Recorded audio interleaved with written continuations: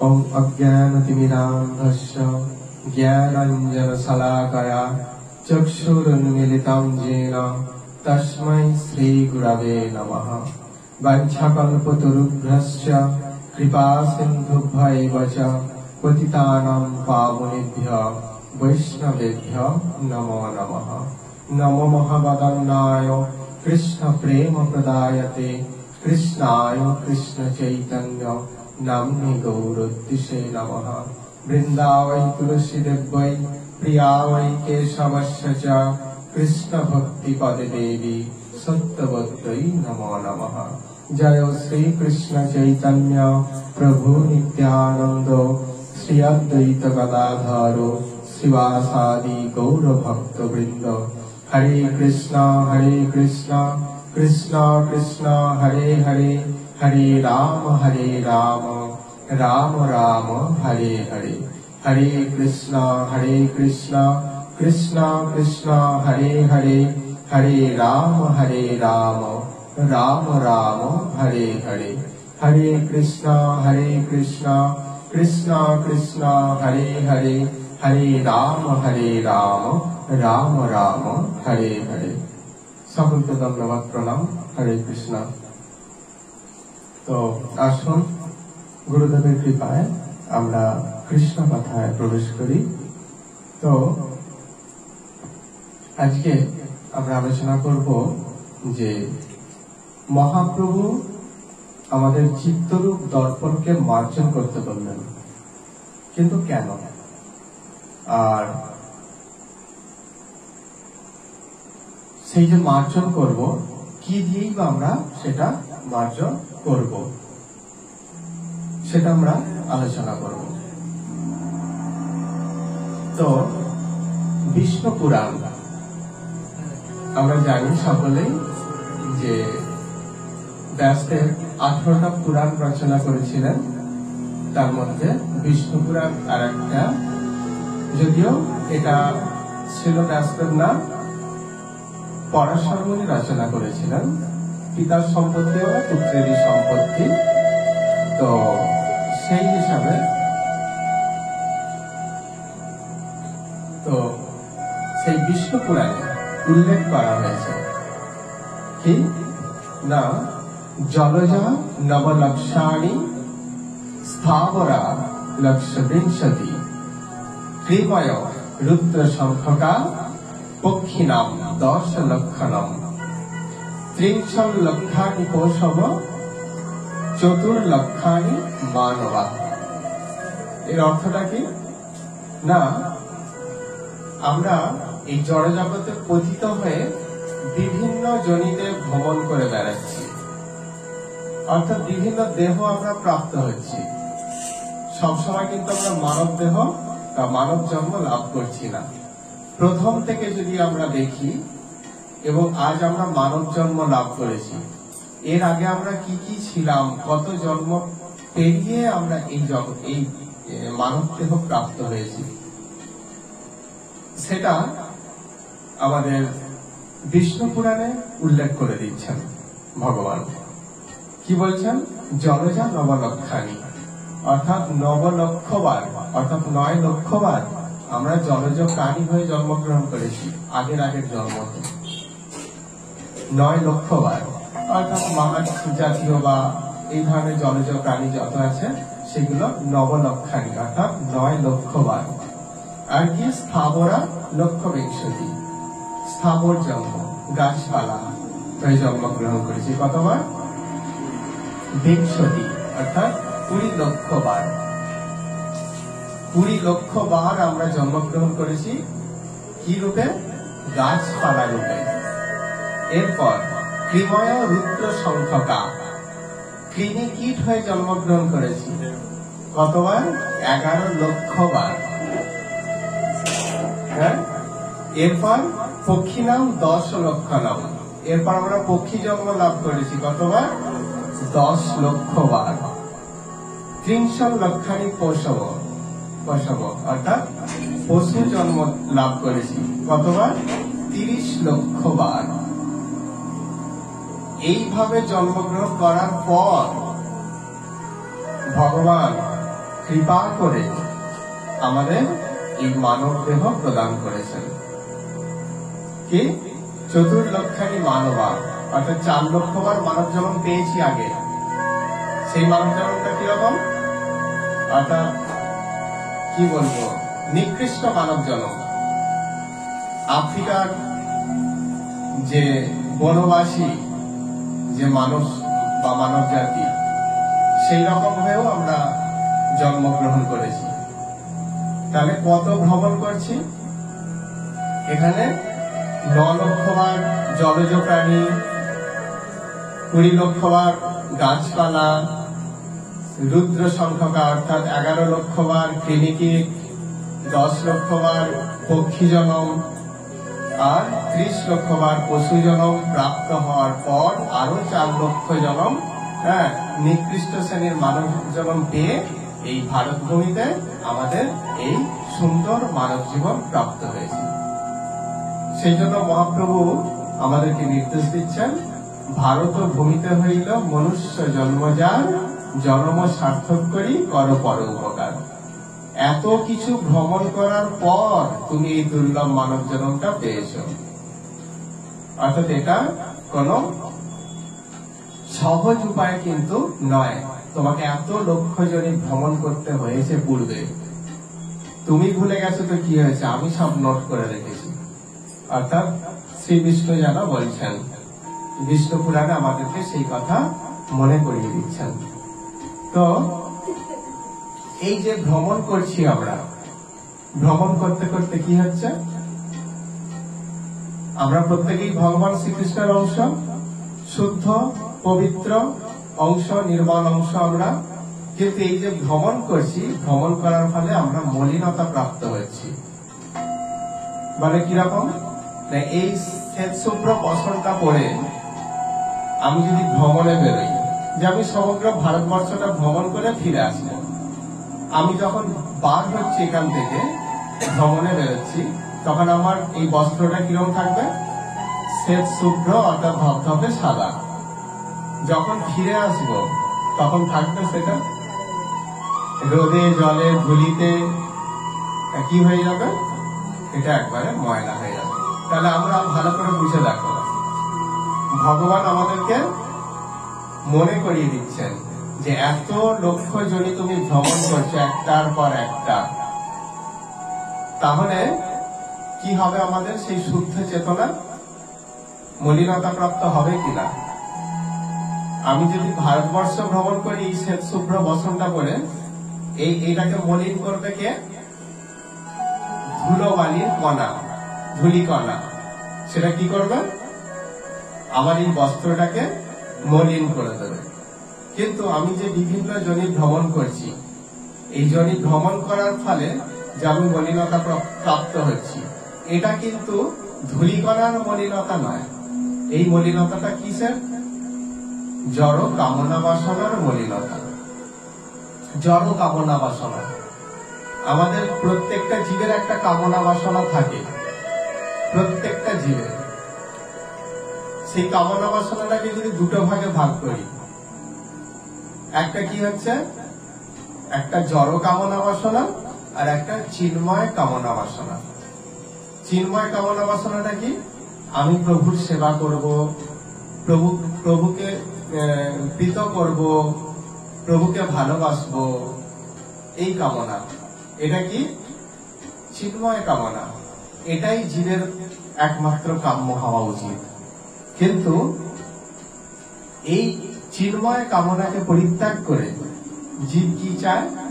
জড় কামনা বাসনায় বশীভূত হয়। এই জড় কামনা বাসনাকে পূরণ করার জন্য, কামনা পূরণ করার জন্য সেই জীব কখনো কখনো অনেক অসৎ পথ অবলম্বন করে না সমাজে। আমি আরো ধনবান হব, তার জন্য অসৎ ব্যবসা করছি। আমি আরো ধনবান হব, তাই ওর সম্পত্তিটা আমি ছিনিয়ে নিচ্ছি। এগুলো কিসের জন্য? জড় কামনা বাসনাটাকে চরিতার্থ করতে চাইছি বলে, তাই তো? তাহলে এর ফলে কি হচ্ছে? জন্মে জন্মে কি হচ্ছে? এই ভ্রমণ করতে করতে বিভিন্ন জনিতেই কিন্তু জড় কামনা বাসনা থাকে, শুধু মানুষের নয়, পশু পক্ষী কীট পতঙ্গ সবার মধ্যে। তাহলে আমরা জন্মে জন্মে কত মলিনতা আমরা অর্জন করছি, কত মলিনতা আমাদের, তাই তো? মহাপ্রভু বলছেন যে সেই মলিনতাকে যদি তুমি দূর করতে না পারো, তুমি কখনোই চিৎ জগতে ফিরে আসতে পারবে না। অর্থাৎ তুমি কখনোই আনন্দময় সত্তায় অধিষ্ঠিত হতে পারবে না যতক্ষণ তোমার মধ্যে জড় কামনা বাসনা থাকবে। এই কথাটা ভালো করে বোঝো। কি বললাম? যতক্ষণ জীবের মধ্যে জড় কামনা বাসনা থাকবে ততক্ষণ জীব আনন্দ পেতে পারে না। তাই এটাই তোমার চিত্তের মলিনতা। এই মলিনতাটাকে দূর করো, মলিনতাটাকে নষ্ট করে ফেলো, অর্থাৎ তুমি তোমার চেতনাটাকে সুন্দর করো, এটা বলতে চাইছেন মহাপ্রভু। তো মহাপ্রভু তার শিক্ষাষ্টকমে প্রথমেই বলছেন চেত দর্পণ মার্জন। কি বলছেন? চেত দর্পণ মার্জন, অর্থাৎ চিত্তরূপ দর্পণটাকে তুমি মার্জন করো, মানে পরিষ্কার করো। একটা সুন্দর আয়না বা দর্পণ, তার মধ্য দিয়ে আমরা কি করি? আমরা আমাদের রূপটাকে দেখি। ভালো করে বোঝো। কি বললাম? দর্পণের মধ্য দিয়ে আমরা আমাদের রূপটাকে দর্শন করি, তাই তো? রূপ দর্শন করি। আচ্ছা, সেই দর্পণের মধ্যে যদি ময়লা জমে যায়, ধুলো ময়লা জমে যায়, আমরা পারবো আমাদের রূপটাকে দর্শন করতে? যদিও দর্শন করি, সঠিকভাবে কি দেখতে পাবো? আমার রূপটাকে সঠিকভাবে আমরা কিন্তু দেখতে পারবো না। তাহলে আমার রূপটাকে সঠিকভাবে দেখতে হলে কি করা প্রয়োজন? সেই আয়নাটাকে কিছু একটা বস্ত্রখণ্ড দিয়ে পরিষ্কার করে ফেললে আমার রূপটাকে চেনা যাবে। ঠিক সেই রকম আমাদের চেতনার মধ্যে জড় কামনা বাসনার মলিনতা জমা হয়ে আছে। এর ফলে কি? আমরা আমাদের রূপ দেখতে পাই না। আমরা ভাবি আমার রূপ বলতে কোনটা? এই যে যেটা দেখা যাচ্ছে এটা আমার রূপ, কিন্তু এটা তো আমার রূপ নয়। আমার প্রকৃত স্বরূপ কি? আমি চিন্ময় ও শাশ্বত আত্মা। যখনই ওই চেতনার মধ্যে মলিনতা, কি বলবো, মানে চেতনাটা মলিনতা প্রাপ্ত হয়, তখন আমরা ভুলে যাই যে আমরা প্রকৃতপক্ষে চিন্ময় ও শাশ্বত আত্মা। আমরা কি? প্রত্যেকেই কৃষ্ণের নিত্য দাস। আমরা প্রত্যেকেই জীবের, মহাপ্রভু বলছেন আরেক জায়গায়, জীবের স্বরূপ হয় কৃষ্ণের নিত্য দাস বলা হচ্ছে। তাহলে সেই কথাটা আমরা ভুলে যাই যে আমরা স্বরূপে কৃষ্ণের নিত্য দাস। যখনই ভুলে গেলাম তখন কি হলো? কৃষ্ণের দাসত্ব করা ছেড়ে আমরা কি জড় সংসারের দাসত্ব করতে আরম্ভ করলাম। আর যখনই জড় সংসারের দাসত্ব করতে আরম্ভ করলাম তখনই আমরা এই জড় জগতের বন্ধনে একের পর এক আমাদের বন্ধন করতে থাকলো। এক ব্যক্তিকে যদি দড়ি দিয়ে বেঁধে রাখা হয়, রেখে আর বলা হয় যে তুমি ছোট, সে কি ছুটতে পারবে? আর তো আমাদের বন্ধন আছে। আমরা যতই আনন্দময় জগতের দিকে ছুটতে চাই না কেন, আমরা কি সেই আনন্দকে জীবনে কখনো ধরতে পারবো? পারা সম্ভব না। সেই জন্য মহাপ্রভু বলছেন চিত্তরূপ দর্পণকে মার্জন করো। মার্জন করলেই তুমি বুঝতে পারবে যে প্রকৃতপক্ষে তুমি এই সংসারের দাস নও, তুমি হলে কৃষ্ণের দাস। আর যখনই তুমি কৃষ্ণের দাসত্ব করতে আরম্ভ করবে তখনই তোমার একটার পর একটা যে বন্ধন পূর্বে তুমি জড়িয়ে ফেলেছিলে, সেই বন্ধনগুলো একটার পর একটা খুলতে থাকবে। খোলা হলে কি হবে? সেই বন্ধন খুলতে হলে, খোলা হয়ে গেলে আমরা চিৎ জগতে প্রবেশ করতে পারবো। সেই জন্য মহাপ্রভু বলছেন চিত্তরূপ দর্পণকে মার্জন করা প্রয়োজন। এই যে চিত্তরূপ দর্পণ মার্জন করার কথা বলছেন, আমাদের যখন দর্পণ ময়লা পড়ে যায় তখন আমরা একটা বস্ত্রখণ্ডের দ্বারা মুছে দিলাম, কিন্তু এই চেতনা তো আমরা বস্ত্রখণ্ডের দিয়ে ঘষে তো আমরা তুলতে পারবো না। পারবো কি? পারবো না। সেটা কি দিয়ে মুছবো? আমরা মার্জন করবো কি দিয়ে? সেটা মহাপ্রভু বলছেন যে শ্রীকৃষ্ণ নাম, এই শ্রীকৃষ্ণ নামের মধ্য দিয়ে আমাদের চেতনার যে জড় মলিনতা, সেগুলো সব মার্জিত হয়ে যায়, সেগুলো মার্জন করা সম্ভব হয়। সেই জন্য ভাগবতের 1-2-17 নম্বর শ্লোকে, অর্থাৎ প্রথম স্কন্ধের 2য় অধ্যায়ের 17 নম্বর শ্লোকে ভগবান কি বলছেন, যে শৃণ্যতাম সকাভা কৃষ্ণ পুণ্য শ্রবণ কীর্তনঃ হৃদন্তস্থ ভদ্রাণী বিধুনতি সুহৃদ সতাম। অর্থাৎ ভগবান শ্রীকৃষ্ণ, এর মানে যে ভগবান শ্রীকৃষ্ণ যিনি পরমাত্মা রূপে সকলের হৃদয়ে বিরাজমান এবং তিনি হলেন জীবের প্রকৃত সুহৃদ মানে বন্ধু, তিনি তার পবিত্র কথা শ্রবণ কীর্তনে অনুরক্ত ভক্তদের হৃদয়ের সমস্ত জড় ভোগ বাসনারূপ মলিনতা দূর করে দেয়। তাহলে শ্রীকৃষ্ণ কীর্তনের ক্ষমতা কতটা?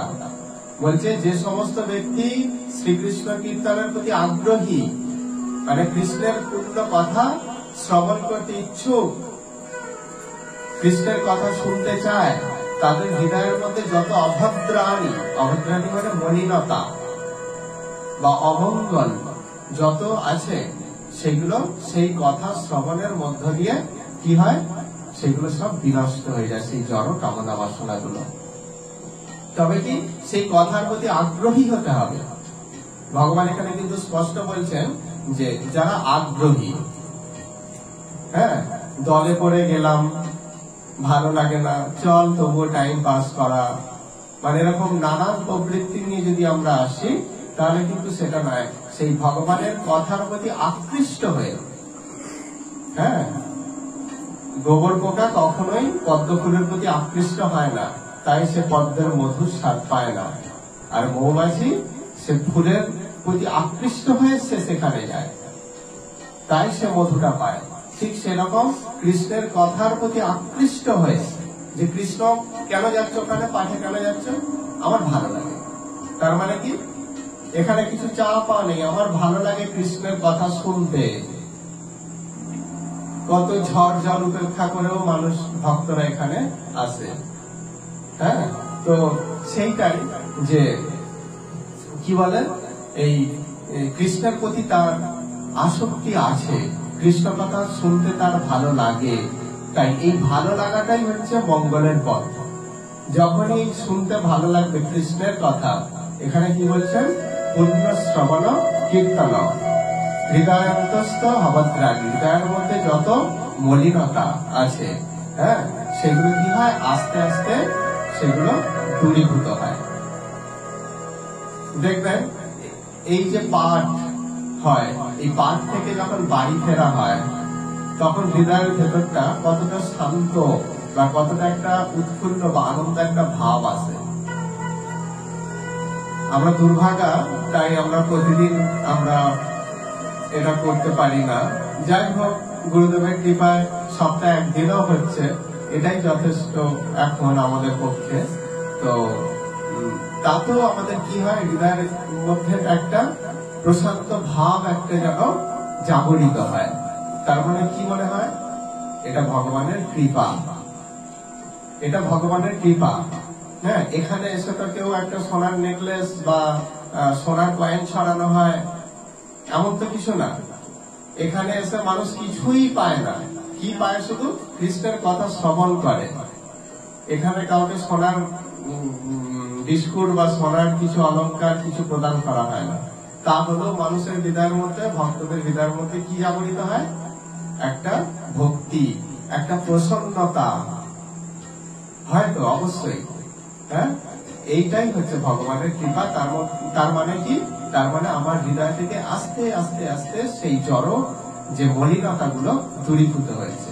তাকে একটা বস্ত্র যখন, বিশেষ করে সাদা বস্ত্র যদি মলিন হয়ে যায়, তাকে কি 1 সেকেন্ড বা 2 সেকেন্ডে বা 5 মিনিটে তাকে একেবারে আগের অবস্থায় ফেরানো যায়? সাদা বস্ত্রকে পরিষ্কার করতে বেশি সময় লাগে না? লাগে তো। ঠিক সেই রকম আমাদের হৃদয়টা হচ্ছে পবিত্র। আর আমরা এই 84 লক্ষ জনে যে ভ্রমণ করলাম, বিষ্ণুপুরাণ যে হিসাবটা দেখালো, তাহলে প্রত্যেকটা জন্মে জন্মে আমরা কত মলিনতা দেখেছি। সেগুলো কি হবে একবারে কি সঙ্গে সঙ্গে সম্ভব? সেই জন্য ভগবান শ্রী চৈতন্য মহাপ্রভু বলছেন যে সবসময় ভক্ত সঙ্গে হরিকথা শ্রবণ করো। কারণ পূর্বে আমি বহু বহু মলিনতা প্রাপ্ত হয়েছি, আমার চেতনাকে মলিন করে ফেলেছি। সেইটাকে যখন আমরা পরিষ্কার করব তখন কিন্তু একটু টাইম লাগবেই। হ্যাঁ, তো ভগবানের কৃপা অবশ্যই সকলের ওপর পড়বে বা পড়ছে। হ্যাঁ, তো আমাদের হৃদয় কিন্তু শান্ত হবে এবং আমরা মলিনতা থেকেও মুক্ত হবই হব, এই বিশ্বাস রাধারানীর চরণে বা নিতাই গৌরের চরণে রাখা প্রয়োজন। হ্যাঁ, তারপর কি বিষ্ণু পুরাণে এই কথা বলা হলো এবং ভাগবতে আমাদের সেই কৃষ্ণের কথা শ্রবণ করার কথা বললেন। আরো বলছেন ভাগবত আরো জানিয়ে দিচ্ছেন। হ্যাঁ, কোথায়? না, ভাগবতের 1-2-14 নম্বর শ্লোকে। সেখানে কি বলছেন যে যেহেতু আমাদের চেতনার মলিনতাকে বিনষ্ট করা একান্ত প্রয়োজন। কেন? চেতনার মলিনতা একটা যদি এই যে লাইটটা জ্বলছে, এই লাইটটার মধ্যে যদি কিছু ধূলিকণার আবরণ যদি আমরা ওখানে যদি প্রলেপ দেওয়া হয়, তাহলে এই যে লাইটটা থেকে যে আলোটা বেরিয়ে আসছে সেই আলোটার বিচ্ছুরিত হতে পারবে? এর মধ্যে যদি একটার পর একটা আবরণ দেয়া হয়, কাদার প্রলেপ যদি একটার পর একটা দেয়া হয়, তাহলে নিশ্চয়ই সেখান থেকে আলোটা বিচ্ছুরিত হতে পারবে না। তাহলে কি করতে হবে আমাকে? একটার পর একটা যে আবরণ পড়েছিল সেটা একটা একটা করে খুলতে হবে। খুললে কি হবে? আবার সেই আলোটা প্রকাশিত হবে। আলো, আমাদের জীবনে আলোর প্রয়োজন। আলো ছাড়া আমরা কি সঠিক বস্তুকে চিনতে পারি?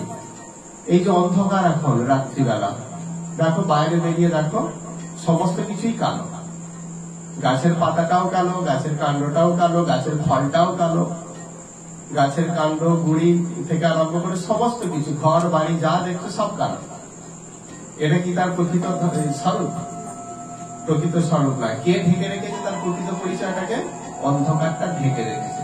এবার যখন কাল প্রভাতে যখন সূর্য উদিত হবে তখন কি দেখবে? গাছের পাতার এক রং সবুজ, ফলটাও বেশ সুন্দর রং একটা আছে তার, গাছের কাণ্ড ঘর বাড়ি যা কিছু আকাশ থেকে আরম্ভ করে সব কি দেখবে? আলাদা আলাদা তার একটা কালার বা রং একটা আছে। তাহলে কে চিনিয়ে দিচ্ছে সেই কালারটা? আলো। এতক্ষণ আলো ছিল না, তাই আমরা মিথ্যা দেখছিলাম জগৎটাকে। হ্যাঁ, আলো প্রকাশিত হয়েছে, তাই কি দেখা হচ্ছে? তার প্রত্যেকটা বস্তুর আলাদা আলাদা রূপ আমরা দর্শন করতে পারছি। আমাদের চেতনায় সেই আলোর প্রয়োজন। আলো নেই বলে আমরা সত্যকে মিথ্যা এবং মিথ্যাকে সত্য বলে ভ্রম করি, আলো নেই বলে। হ্যাঁ, আর আলো যখন প্রকাশিত হবে তখন কি হবে? আমরা সত্যকে সত্য আর মিথ্যাকে মিথ্যা বলে আমরা জানতে পারবো। সেই জন্য আমাদের চেতনায় কিসের প্রয়োজন? আলোর প্রয়োজন। হ্যাঁ, আলোর প্রয়োজন। অন্ধকারই ভয়, যত অন্ধকারই ভয়। একটা ছেলে প্রতিদিন স্কুল যেত, হ্যাঁ, তো একই রাস্তা দিয়ে স্কুল যেত। একদিন বাবার সঙ্গে বাজার গেছে, বাজার থেকে যখন বাড়ি ফিরছে তখন বাবার হাতটা, তখন সন্ধ্যাবেলা ফিরছে, রাত হয়ে গেছে, তো বাবার হাতটাকে জড়িয়ে ধরেছে। কেন না? মাঠের মধ্য দিয়ে যখন যাচ্ছে তখন ঘোর অন্ধকার, তার হৃদয়ের মধ্যে একটা ভয় সঞ্চারিত হচ্ছে, সেই জন্য। আর সেই রাস্তা দিয়ে সে একা দিনের বেলা স্কুল যায়, তখন আর তাকে কাউকে প্রয়োজন হয় না। কেন না? আলো আছে।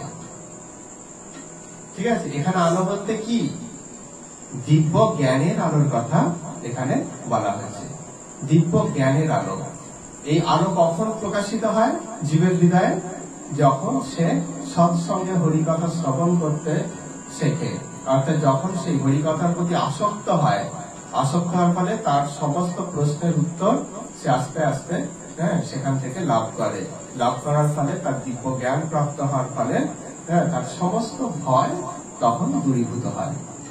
হ্যাঁ, তো মহাপ্রভু সেই জন্য বলছেন যে আগে চেতনাটাকে সুন্দর করো, মার্জন করো।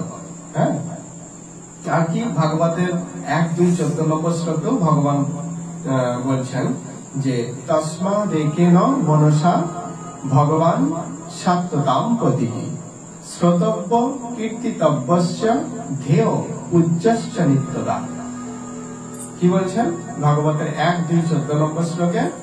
অতএব এক মনে সর্বদা ভক্তদের রক্ষাকর্তা ভগবান শ্রীহরির অপ্রাকৃত কথা শ্রবণ, কীর্তন, স্মরণ ও তার আরাধনা করা উচিত। যদি হৃদয়ের যত অভদ্রাণী অর্থাৎ মলিনতা, যদি সেই মলিনতা থেকে যদি মুক্ত হতে চাও, তাহলে তোমার কি করা কর্তব্য সেটা ভাগবত আমাদেরকে জানিয়ে দিচ্ছেন। এক মনে মানে একাগ্র চিত্তে কি করা প্রয়োজন? একাগ্র চিত্তে ভগবান শ্রীহরির সেই কথা শ্রবণ, কীর্তন করা প্রয়োজন এবং তার সেবা করা প্রয়োজন, তার আরাধনা করা উচিত আমাদের প্রত্যেকে। নচেত কিন্তু আমাদের এই চেতনার মলিনতা থেকে আমরা মুক্ত হতে পারবো না। হ্যাঁ, এই কথাই কিন্তু বলছেন। আর আবার ভাগবতের 12-3-51 নম্বর শ্লোকে ভগবান কি বলছেন? না কীর্তনাদেব কৃষ্ণস্য মুক্ত সঙ্গ পরম ব্রজের। এখানে অর্থাৎ শ্রীকৃষ্ণ কীর্তনের দ্বারাই জীব জড়বন্ধন থেকে মুক্ত হয়ে পরম ধামে উন্নীত হতে পারে। একটাই পথ, শ্রীকৃষ্ণ কীর্তন, সেটা শ্রবণ করো। শ্রীকৃষ্ণের কথা শ্রবণ বা কীর্তনের মধ্য দিয়েই জীব জড় যে মলিনতা সেই তা থেকে মুক্ত হতে পারে। সেই জন্য শ্রীকৃষ্ণ কথার প্রতি আকৃষ্ট হওয়া জীবের একান্ত প্রয়োজন। কারণ কি, আমরা যদি একজন ঠকবাজ তার কথা শুনি, তাহলে আমাদের কি হতে হবে? ঠকতে হবে না? কারণ ঠকবাজ সে কি করবে? আমাদের ঠকাবে। কিন্তু কৃষ্ণ একজন যদি সৎ ব্যক্তির কথা শুনি, সে কখনোই ঠকাবে না। সে কি করবে? সর্বদাই আমাদেরকে সত্যের ঠিকানা দেবে। ঠিক সেরকম ভাগবত, গীতা, চৈতন্য চরিতামৃত, চৈতন্য ভাগবত, এগুলো হচ্ছে আমাদের জীবনের পরম সাধু। এরা আমাদেরকে যে নির্দেশ দিচ্ছে সেইগুলোই আমাদের ফলো করা প্রয়োজন।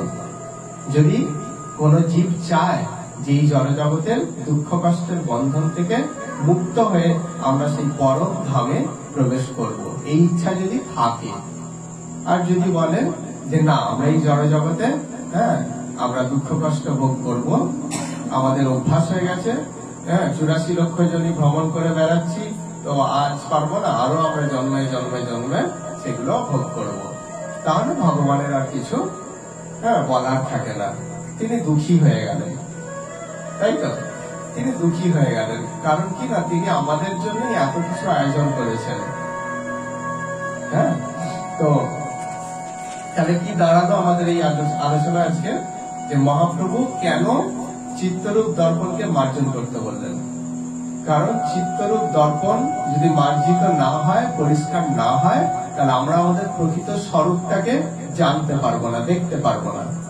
অর্থাৎ দর্পণে যেমন আমাদের রূপটাকে দর্শন করি, ঠিক সেরকম এই চেতনার মধ্য দিয়ে আমরা আমাদের প্রকৃত স্বরূপকে জানতে পারি। প্রকৃত স্বরূপকে জানতে না পারলে আমরা কখনোই সেই জড়বন্ধন থেকে মুক্ত হতে পারি না। আর ভগবান বলেই দিচ্ছেন যে জড়বন্ধন থেকে মুক্ত হওয়ার উপায় হচ্ছে একটাই, তা ভগবান শ্রীহরির কথা শ্রবণ এবং কীর্তন করো। সেটা কিভাবে? একাগ্র চিত্তে। আর কিভাবে? না সেই কথাকে ভালোবেসে, সেই কথার প্রতি আসক্তি। ঠিক যেমন মেয়ের বিবাহ হয়েছে, মেয়ের বাড়ির একটা নাতি হয়েছে, তো নাতির কথা যদি এসে তোমাকে কেউ বলে, তুমি শুনবে না? সব থেকে বেশি আগ্রহী থাকবে তো। কেন? না সেই শিশুটার প্রতি আসক্তি আছে বলে। আচ্ছা, যদি এরকম হয় ওই পাড়ার কোন একজন অচেনা ব্যক্তির তার ছেলে অর্থাৎ তার নাতির কথা যদি এসে বলে, অতটা শুনতে ভালো লাগবে? কে না কে, তাকে চিনি না, তার কথা শুনতে ভালো লাগে কি? অস্বস্তি লাগবে না? কেন? কারণ সেই সেই শিশুটার প্রতি আপনার কোনো আসক্তিই নেই, তাই তার কথা শুনতে ভালো লাগছে না। অথচ নিজের নাতিটার কথা শুনতে খুব ভালো লাগে, কেন না তার প্রতি আসক্তি আছে। ঠিক সেরকম কৃষ্ণের প্রতি আসক্তি থাকলে তবেই তো কৃষ্ণের কথা শুনতে ভালো লাগবে। কৃষ্ণের প্রতি আসক্তি না থাকলে কখনোই সেই কথা শুনতে ভালো লাগবে না। সেই জন্য এখানে বলছেন যে অনুরক্ত হও, কৃষ্ণ কথার প্রতি, কৃষ্ণ কীর্তনের প্রতি অনুরক্ত হও। অর্থাৎ যেন আসক্তি আসে, আসক্তি আসলেই ভগবান কৃপা করে কি করবেন, আমাদের হৃদয়ের সমস্ত অমঙ্গল বা সমস্ত মলিনতা তিনি দূরীভূত করে দেবেন, এই কথা তিনি বলছেন। তো মহাপ্রভু তাহলে সেই কারণেই বললেন যে চেত দর্পণ মার্জনম, অর্থাৎ চিত্তরূপ দর্পণকে তুমি মার্জন করতে শেখো। আর কিভাবে মার্জন করার কথা বললেন না, হরিনামের মধ্য দিয়ে, হরি কীর্তনের মধ্য দিয়ে। হ্যাঁ, প্রত্যেক দিন কৃষ্ণ নাম এটা কিন্তু মনে মনে করতে হবে। তোমরা যারা পড়াশোনা করছো তাদের ক্ষেত্রে, সকলের ক্ষেত্রে এইটা হচ্ছে ধর্ম পালনের সময়। বাড়ির লোক বলবে এই বয়সটা পড়াশোনা করার সময়, ওটাকেও মানে অস্বীকার করা যায় না। কিন্তু তার সঙ্গে সঙ্গে ভাগবত যেটা বলছে যে কৌমারও আচরের প্রাজ্ঞ, প্রাজ্ঞ ব্যক্তিরা কুমার বয়স থেকে ভগবানের ভজন করে। এই বয়স থেকে সবসময় বইকে অর্থাৎ পড়াশোনার বইকে আউট করে দিয়ে যে কৃষ্ণ কৃষ্ণ করবে সেটার কথা তো বলা হচ্ছে না। হ্যাঁ, তুমি একটা নির্দিষ্ট সময় অবশ্যই কৃষ্ণের নাম প্রীতি সহকারে উচ্চারণ করো, দেখবে এই কৃষ্ণ এই নামের মধ্য দিয়ে তোমার জীবনের পথটা কতটা সুন্দর হবে। হ্যাঁ, তোমাদের জীবনে যুদ্ধ আসবেই, কারণ জীবন সংগ্রাম সকলেরই আছে, কিন্তু সেই সংগ্রামে তোমরা সদা সর্বদা জয়ী হবেই হবে। কেন না, কারণ তোমাদের সঙ্গে সর্বশক্তিমান ব্যক্তিটা আছে। কে সেই সর্বশক্তিমান ব্যক্তি? কৃষ্ণ। কৃষ্ণ অর্থাৎ কৃষ্ণ অর্জুন, অর্জুনদের সংখ্যা কয়জন আর কৌরবদের সংখ্যা কয়জন? পাণ্ডবদের সংখ্যা 5 জন, কৌরবদের সংখ্যা 100 জন, তাই তো? তাহলে কৃষ্ণ কাদের পক্ষে ছিলেন? পাণ্ডবদের 5 জনের পক্ষে ছিলেন। জয়ী হলেন কারা? যারা 100 জন তারা জয়ী হলেন, যারা 5 জন তারা। তাহলে এইটা সবসময় খেয়াল রাখতে হবে যে কৃষ্ণ সর্বশক্তিমান, সমস্ত শক্তির উৎস। গীতা সেটাই বলছে। হ্যাঁ, গীতা ভাগবত সেই কথাই বলছে, কৃষ্ণ সমস্ত শক্তির উৎস। তাহলে তিনি হলেন সর্বশক্তিমান। তাহলে তিনি যদি আমাদের সঙ্গে থাকেন তাহলে আমাদের জয় অবশ্যম্ভাবী। যুদ্ধ কিন্তু আসবে। অর্জুন এত বড় ভক্ত, তার জীবনেও যুদ্ধ এসেছিল, আমাদের জীবনেও যুদ্ধ আসবেই। এই জড়জগতের ধর্মটাই এটা, এখানে যুদ্ধ আসবেই আসবে। কিন্তু কৃষ্ণকে যদি আমরা হৃদয়ে রাখি তাহলে কি হবে, আমাদের জয় অবশ্যম্ভাবী। গীতার শেষ কিন্তু সেইটা বলেই হচ্ছে। গীতা যখন সম্পূর্ণ হচ্ছে তখন সঞ্জয় সেই কথাই বলছেন।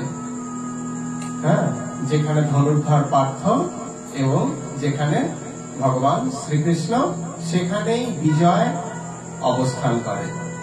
ধৃতরাষ্ট্রকে জানিয়ে দিলেন যুদ্ধের মুহূর্তেই, এখন যুদ্ধ সমাপন হয়নি। কি বললেন? যেখানে ধনুর্ধর পার্থ এবং যেখানে ভগবান শ্রীকৃষ্ণ, সেখানে বিজয় কীর্তি সব বর্তমান জানিয়ে দিলেন। আগে ভবিষ্যৎবাণী করে দিলেন। ভবিষ্যৎবাণী সফল হয়েছিল। কারা জয়ী হলেন? 5 জন। কেন জয়ী হলেন? তাদের পক্ষে সর্বশক্তিমান ব্যক্তিটি আছেন। সেই জন্য শ্রীকৃষ্ণের কীর্তন সদা সর্বদা করো। রাস্তায় সাইকেল চালাতে চালাতে আমরা এখন বর্তমান যুগে কানে দুটো কর্ড লাগিয়ে দিই, লাগিয়ে দিয়ে পকেটে মোবাইলটা রেখে কি সুন্দর আমরা চলতে থাকি। সেটা কেন? তুমি কর্ড লাগাও, ঠিক আছে, যদিও রাস্তাঘাটে সেটা উচিত নয়, দুর্ঘটনা ঘটতে পারে। তো তোমার যদি কানে কর্ড দেওয়ার ইচ্ছাই হয়, তুমি কৃষ্ণ নাম শোনো না কানে কর্ড দিয়ে। হ্যাঁ, না সবাই নয়, এটা সবাই নয়, বহু এই যে যারা আসছে এখানে তারা কিন্তু খুবই ভালো একটা রাস্তার দিকে এগোচ্ছে। হ্যাঁ, খুবই ভালো রাস্তার দিকে এগোচ্ছে, তারা অনেক কিছু খারাপ জিনিস পরিত্যাগ করছে, তারা আমাদের সঙ্গে শেয়ারও করে সেই কথাগুলো। হ্যাঁ, তো যাই হোক, এইগুলো ভগবান মোবাইলকে বাদ দিতে পারেনি বা অন্য কিছু না, শুধু সেইগুলোকে কৃষ্ণ সেবায় লাগানো। অর্থাৎ সেগুলো যেন আমরা কৃষ্ণের, এই যে যারা পাঠে এক একদিন আসতে পারছে না, তাদের জন্য ইউটিউবে তারা দেখে নিতে পারবে, সেই পাঠটা পারবে দেখতে। তো সেই জন্য এর ব্যবস্থা, এগুলো অবশ্যই আমাদেরকে খেয়াল রাখতে হবে, সদা সর্বদা যেন আমরা শ্রীকৃষ্ণ কীর্তন করতে পারি।